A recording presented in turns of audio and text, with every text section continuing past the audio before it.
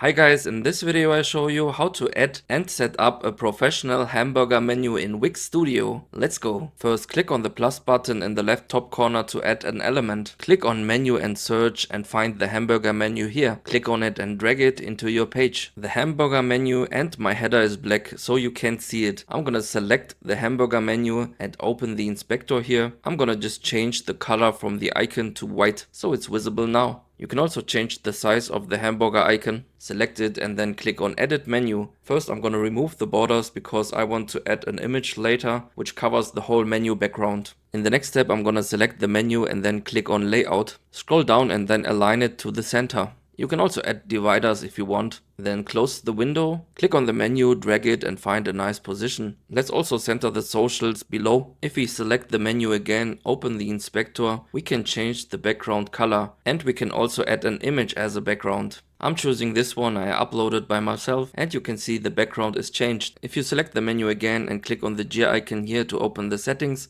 you can have animation packages, which appears if you hover over the menu pages. And this is what it looks like with two different animations. Thank you for watching and see you next time.